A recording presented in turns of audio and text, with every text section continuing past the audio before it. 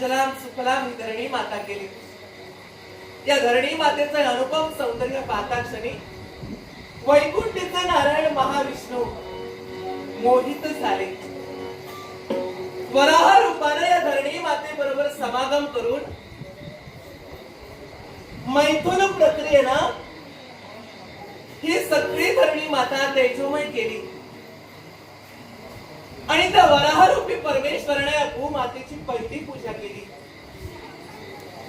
ज्या ब्रह्मदेवाने या विश्वाची उत्पत्ती केली त्या ब्रह्मदेवाने या भूमातेची दुसरी पूजा केली. आणि याच नंतर या धरणी मातेची पूजा करण्याचं धर्म हा मरत मानवात रूढ झालाय. अंबुवाचा दिवस म्हणजे ही धरणी माता ज्यावेळी रजस्वला होते त्यावेळी या धरणी मातेची पूजा करण्याचा प्रकार या विश्व आसमंतात रूढ झाला. पण या अंबुवाची दिवशी ही धरणी माता रजस्वला असताना कुणीही जनमानस या भूमीवर खोदकाम करू शकत नाही. असं जर केलं तर या मरत मानवाला रौरव नरकाची प्राप्ती होते. याच्याही पलीकडे जाऊन दुसऱ्याच्या अधिकाराची जमीन बळजबरीने कोणी बळकवण्याचा प्रयत्न केला असेल तर त्या जीवाला सुद्धा रौरवाची प्राप्ती होते. या धरणी मातेची पूजा करून या धरणी मातेवर परिश्रम करून जो कुणी माझा असता तो भक्त स्वतःचं अस्तित्व प्रस्थापित करेल त्या माझ्या भक्ताला या मरत मानवाला या वसुंधरेचा मनोभावे आशीर्वाद. हो, आतापर्यंत या विश्वाच्या उद्धारासाठी या धरणी मातेला नाना तऱ्हेचे अवतार झाले भेटले. वराहाची वराही झाले, भूमी झाले, वसुंधरा झाले, धरा झाले, धरित्री झाले. तऱ्हेतऱ्हेच्या नावानं या वसुंधरेला ओळखलं जातं. हा जो माझा अवतार आहे हा जगाच्या उद्धारासाठी आहे, विश्वाच्या उद्धारासाठी आहे.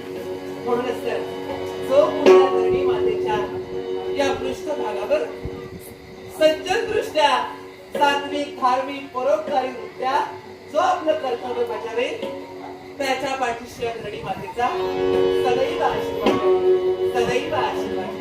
अवतार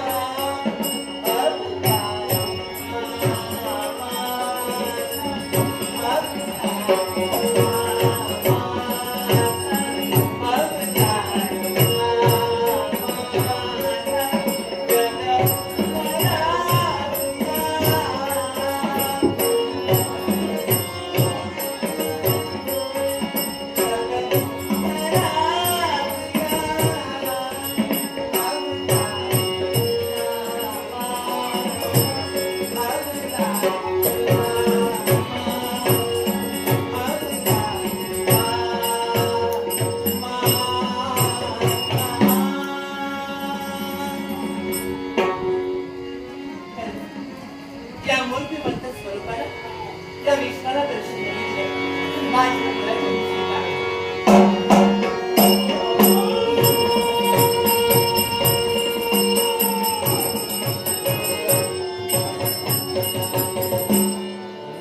मुळाकडे पावलं पडले. या मृत्यू लोकांचं जे विश्वाचं जे मूळ आहे, त्या पृथ्वी मातेकडे पावलं पडले. हिला समवेत घेतलं म्हणजे क्षत्रिय माझ्यासोबत नाट्यसिक माले परब वरची मळई मित्रमंडळ माले परब याचकडून माझ्याकडे वर्गणीसाठी लाखभराचा वार्षिक आले. वरची मळई मित्रमंडळ माले परब यांचे मनस्वी आभार म्हणून संयुक्त दशावतार नाट्यमंडळाच्या वतीनं या वार्षिकाचा स्वीकार आपण आलेल्याची जाणीव माता पृथ्वीला करून द्यावी.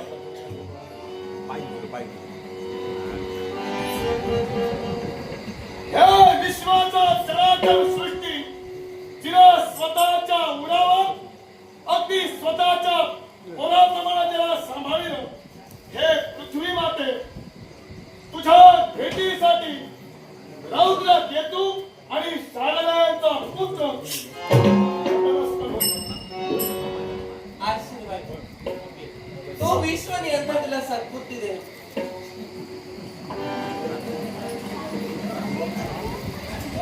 काय झालं? आशीर्वाद सुंदर दिला. हे नरांकर अडचणीच्या त्या विचार आहे ते अगोदर सोडून घेतलेले बोल. नंतर अडचणी देण्यापेक्षा अगोदर आशीर्वाद विचारपूर्वक दिलेला बरा. सद्बुद्धी दे. हे समाधान नरांकर, वाटेल. आज या मूर्तिमंत धरित्रीच्या भेटीसाठी तू आलाय. मला सांग, माझ्या भेटीसाठी तुझी पावलं इथं पडली थोडशा हेतू नाही काय? जी सद्बुद्धी घेऊन आलो होतो त्या सद्बुद्धीचा वापर करू की आता तू दिलास आशीर्वाद त्या सद्बुद्धीचा वापर करू याचा विचार करू. सद्बुद्धी तू घेऊन आलाय. माझ्याकडे जी सद्बुद्धी होती ती तुला घेऊन आलेलो. मग त्या सद्बुद्धीचा वापर करू की आता तू सद्बुद्धी दे म्हणून सांगितलं तिचा वापर करू याचा विचार करू. मी जी सद्बुद्धी तुला दिली आहे, तो आशीर्वाद दिलाय, ती सद्बुद्धी आणि तुझ्या मतीत असणारी सद्बुद्धी यांचं एकीकरण जर तू केलंस ना, जगाच्या पाठीवर तुझा उद्धारच होणार आहे. माझा उद्धार नको. उद्धार करण्यासाठी मी चालू आहे. मग कशासाठी आलास? मी तर माझी सद्बुद्धी आणि तू दिलेली सद्बुद्धी एकत्रीकरण केलं तर विश्वाची घुसळण होईल. ती विश्वाची घुसळण म्हणा नको. मी माथे त्वराच्या मुळाशी करणे. सद्बुद्धीनं विश्वाची घुसळण कधी होत नाही. सद्बुद्धी ही विश्वाच्या उद्धारासाठीच कामी येते. तुझ्या अंगी असणारी सद्बुद्धी कोणत्या मार्गाने वापरावी याचा विचार तू कर. विश्वाचं घुसळण झाल्यानंतर काय करायचं आणि ते संतुलन कसं राखायचं या पृथ्वी मातेला कोणी शिकवण्याची गरज नाही.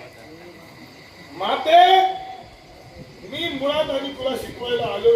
मग कारण ज्या अर्थी माता शब्द मुखातून बाहेर पडले त्या अर्थी तुला मी काय शिकवी. पण मी सद्बुद्धी काय म्हणालो. ब्राह्मण कुळात माझा जन्म झाला आणि ब्राह्मण असून देखील स्वतःच्या इच्छेसाठी केवळ विश्व स्वतःच्या अधीन करून घ्यावं या महत् उद्देशानं प्रत्येक क्षत्रिय राजकर्त्यांवर मी आक्रमण केलं. काही राजकर्त्यांना स्वतःचे मांडलिक बनविलं.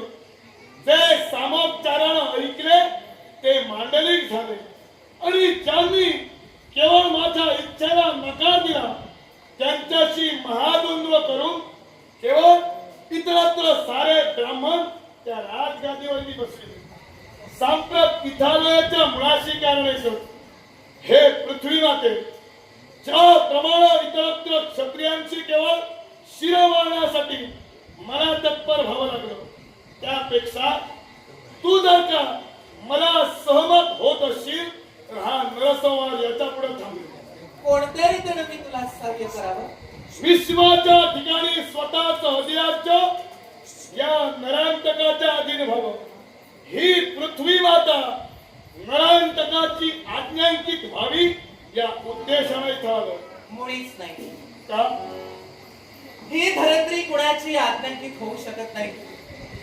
ज्या विश्वनियंता परमेश्वराने या पृथ्वीची उत्पत्ती केली त्याच्याच अधिकाराखाली मी वावरते.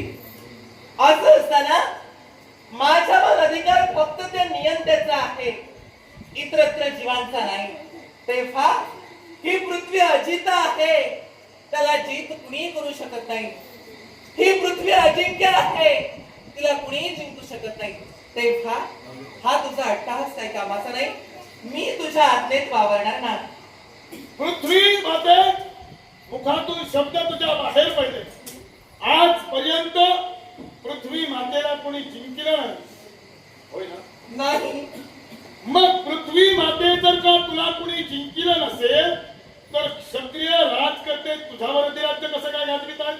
याचा अर्थ काय समजायचा मी? आता तेच तुला विचारतो. मी काय म्हणते? तू काय म्हणालीस? माझ्यावर कुणीही अधिराज्य गाजवू शकत नाही. नाही.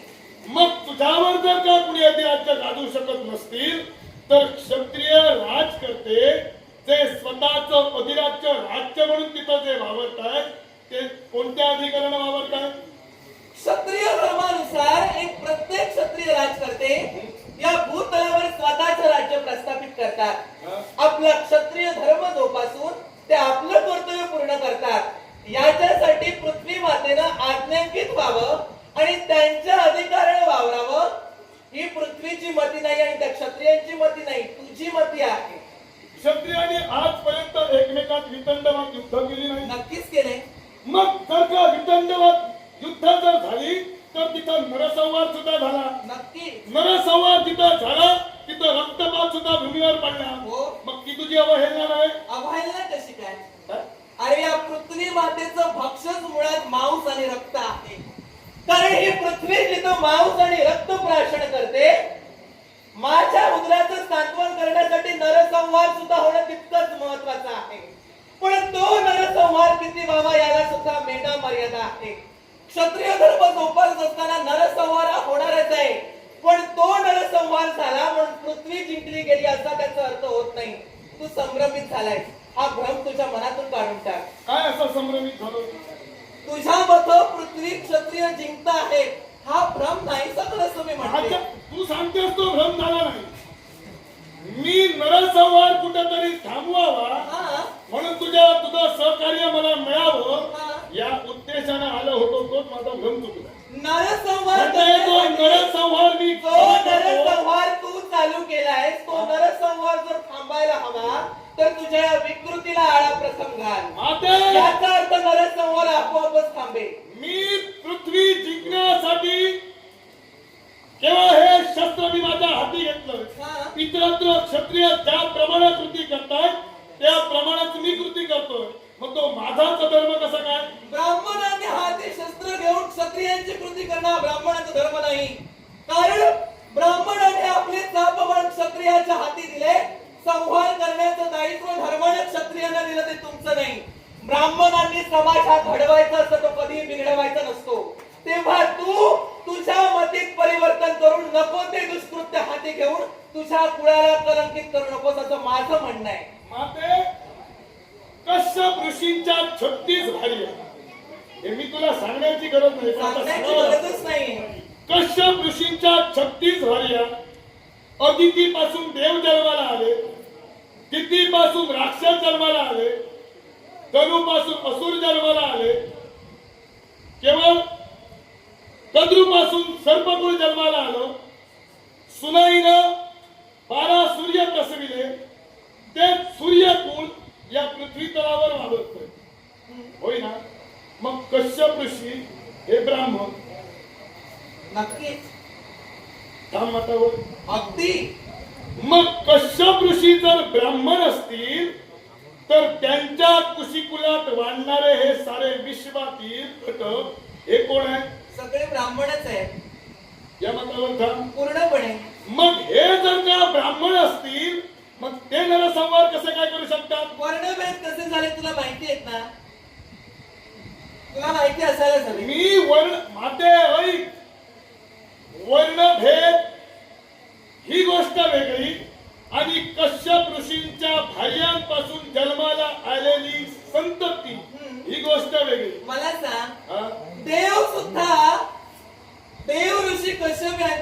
जन्माला आले, बरोबर ना? मग देवांनी या पृथ्वी तलावर हनन करण्यासाठी, पृथ्वी जिंकण्यासाठी कधी नरक संहार केला नाही. मग तू का करतोयस? केला नाही. पृथ्वी जिंकण्यासाठी केला. माते पृथ्वी जिंकण्यासाठी केला. आणि तो का असेल तर दानवांनी पृथ्वी जिंकली होती. हा, मग ज्यावेळी दानवांकडून पृथ्वी ज्यावेळी स्वतःच्या अधीन करून घ्यायची होती, त्यावेळी दानवांचा शेवट करून ती पृथ्वी देवतांनी जिंकली होती. दानवांनी पृथ्वी जिंकली होती हे विधान मला तू स्पष्ट करून सांग. मी मगाच म्हणाले पृथ्वी अजिंक्य आहे, तिला कुणीही जिंकू शकत नाही. तुझ्या मतानं दानवांनी जर पृथ्वी जिंकली तर हे विधान मला स्पष्ट करून सांग. कोणत्या तऱ्हेने जिंकली? हिरण्याक्षानं तुझं काय केलं? काय केलं? काय केलं? हिरण्याक्षानं स्वतःच एक छत्री राज्य प्रस्थापित करण्यासाठी हा? मला स्वतःच्या वस्तुस्थितीपासून रसातळाला नेऊन ठेवली. कोणी नेली? हिरण्याक्षानं. हिरण्याक्षानं. हो, याच्यापेक्षा अजून उदाहरण काय हो? मुळीच नको. होय का? हिरण्याक्षानं स्वतःच्या उदाहरण इतरत्र कुणाला विचार. हा, दानवांनी काय केलं हे मला विचारू नको. हे मी ब्राह्मण. ब्राह्मण जरी असलो, हा, मी ब्राह्मण जरी असलो तरी सगळ्या गोष्टी कोणत्या पद्धतीनं कुणी कुणी काय केलं याचा अभ्यास करून इथं आलो. तू जर अभ्यास करून जर इथं आला असशील ना, मी मूर्तिमंत पृथ्वी आहे. माझं काय झालं आणि काय झालं नाही हे माझ्याशिवाय तुला फार कळणार नाही. त्याच्या पलीकडे जाऊन मी काय सांगतोय? मी माझं विधान स्पष्ट करते. हिरण्याक्षानं माझ्या वस्तुस्थितीपासून माझी स्थिती बदलून मला रसातळापर्यंत नेलं, मला तिथं नेऊन ठेवलं स्वतःच राज्य प्रस्थापित करण्यासाठी.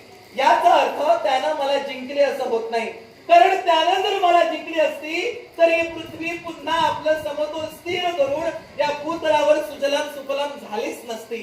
याच्याही पलीकडे जाऊन आतापर्यंत या पृथ्वी मातेला जिंकण्याचा बऱ्याच जणांनी प्रयत्न केला, त्यातीलच एक हा हिरण्याक्ष. आणि त्या हिरण्याक्षानं स्वतःच्या बळजबरीनं माझी स्थिती बदलली. पण त्यानंतर त्याचं काय झालं हे तुला पूर्णपणे माहिती आहे. हिरण्याक्ष तुला घेऊन रसातळाला गेला, हा, तरी तू सांगतेस तो मला जिंकू शकला नाही. मुळीच नाही. तुझी जागा सोडायला लावली.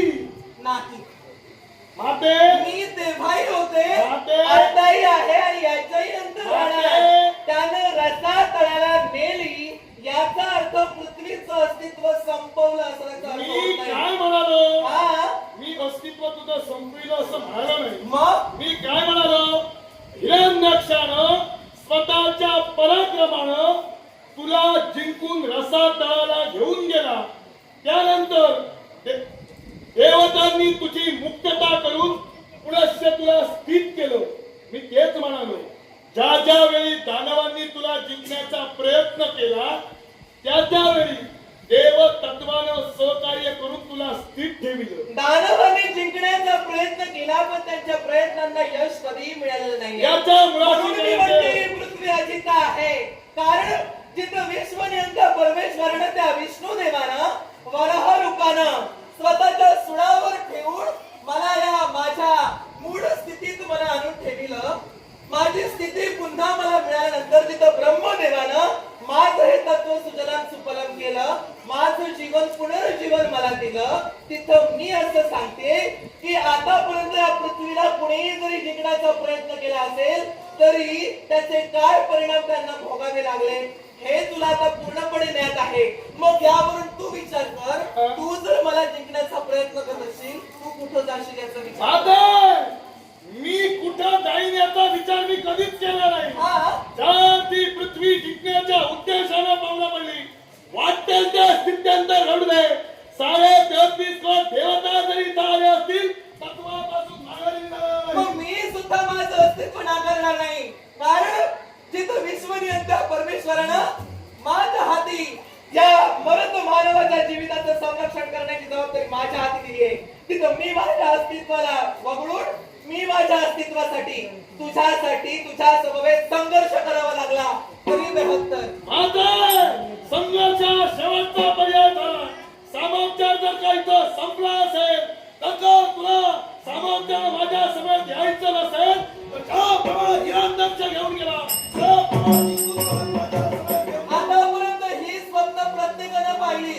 सामोपचार माझा संपला. आता याचा अर्थ सामोपचार जर तुला कळत नाही आणि तुला सुद्धा जर मरूनच मोकळं व्हायचं असेल, स्वतःचं अस्तित्व तुला घालवायचं असेल, तर तू तुझी पावलं उचलू शकतो. आधी तुझ्यापर्यंत मी इथं आलोय, त्याआधी मृत्यूला घाबरून इथं आलोय, तुला घेऊन जाण्यासाठी इथं आलोय. मग या पुतळ्यावर, या मातीतून, या भूमातीतून जे जे जीव जन्माला आले ते शेवटी मातीतच मिसळून मरून मोकळे झाले. पण मी तुला सांगते, तू एक ब्राह्मण आहे. ब्राह्मणांना समाज हा घडवायचा असतो. जगाच्या विस्तारासाठी स्वतःचं कर्तव्य हाती घेऊन तुला जर मला जिंकायचं असेल तर सत्कर्मानं जिंकशील. अरे स्वतःच्या बळजबरीनं, दुष्कृत्यानं मरत मानवाचा घात करून, नरसंहार करून विश्व जिंकलं जात नाही. सत्कर्म करून जगाचा उद्धार करशील. प्रत्येकाच्या मनात जर तुझी जागा निर्माण करशील, मलाच काय या पूर्ण ब्रह्मांडाला तू निश्चितच जिंकशील. मी कुणाच्या मनात कशी जागा निर्माण करावी हे मी माझं ठरविलेलं आहे. हा, देव तत्वानं दुसऱ्याच्या सहकार्याला चाला. मी दुसऱ्याच्या सहकार्याला चालणार नव्हे. तू कुणाचं सहकार्य मी दुसऱ्यानं मळविलेल्या वाटेनं मी कधी चालत नाही. अरे तू काय बोलतोयस नरांतका? तू म्हणतोयस मी आतापर्यंत कुणाचं सहकार्य घेतलं नाही. हा उन्मत्त झालायस ना, आम्हा देवतांच्या जीवावरच उन्मत्त झालायस. तू नक्की पृथ्वीच ना? हो. उन्मत्त शब्द कसा काय मुखातून आला? कसा काय म्हणजे? कसा काय आला? तू तुझ्या मी माझ्या मुखातून कोणते शब्द बाहेर काढावे हे तू मला सांगण्याची देवतत्व म्हणून सांगू मी नको. आहे की नाही हे तू मला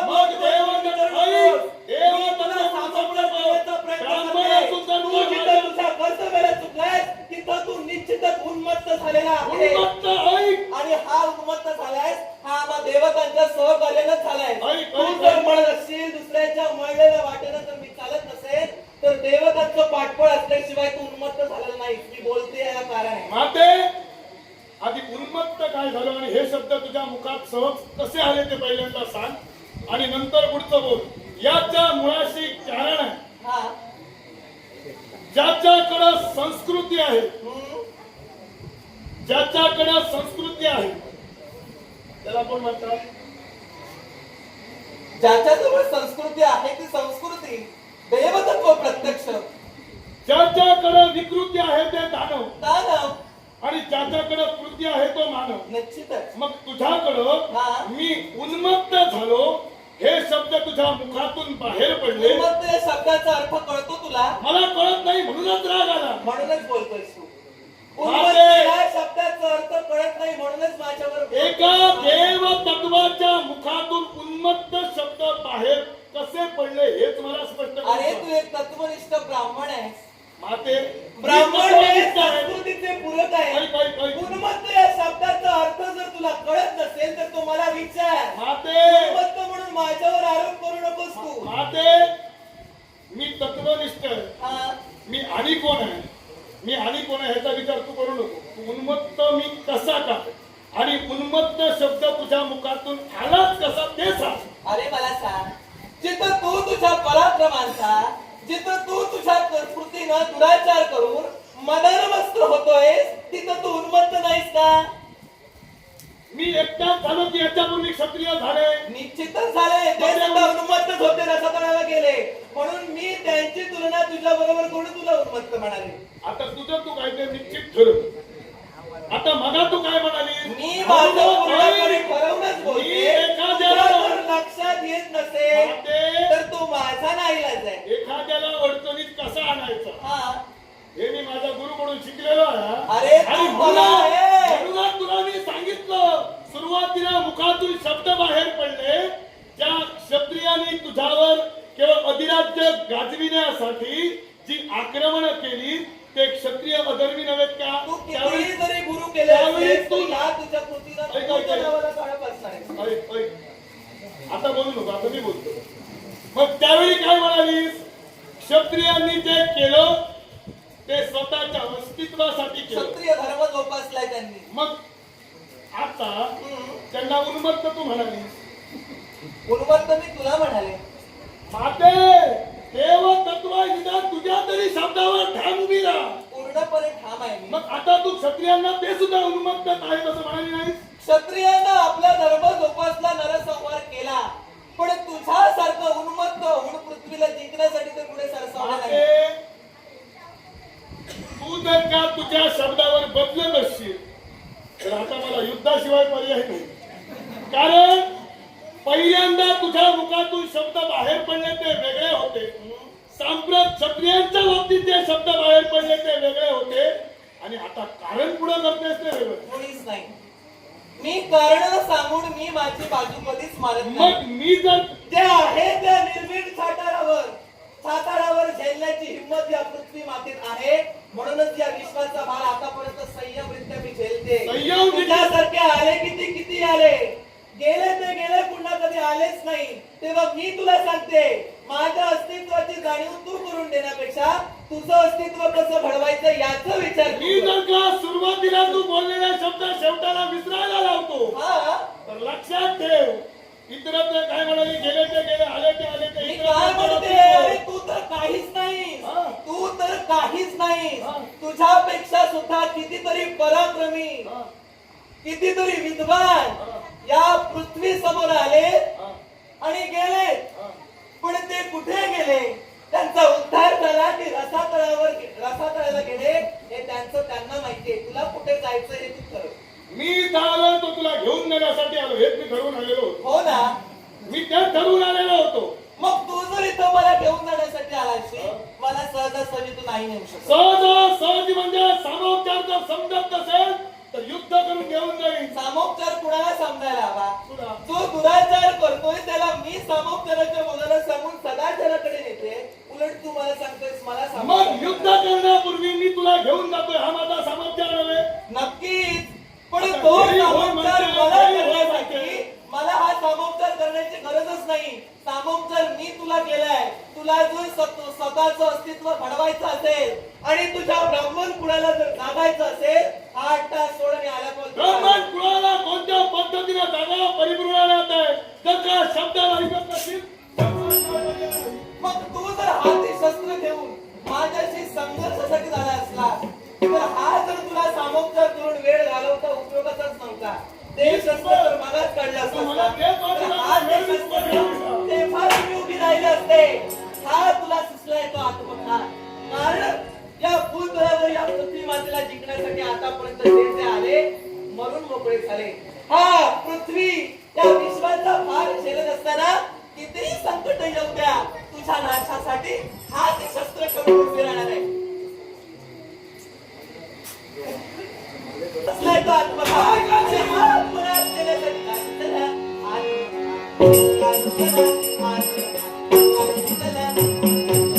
वैर भावायचा आत्मघात.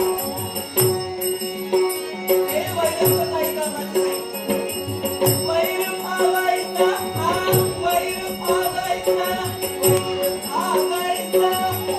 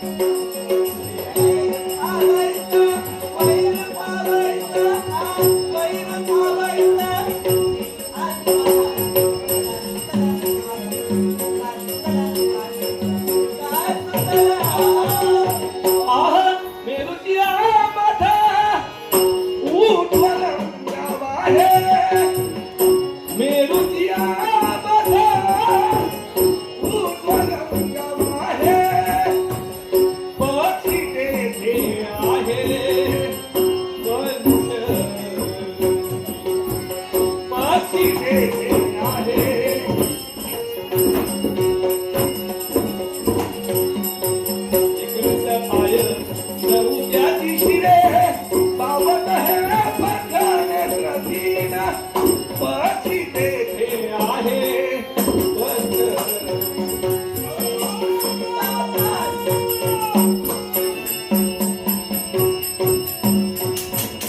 आहे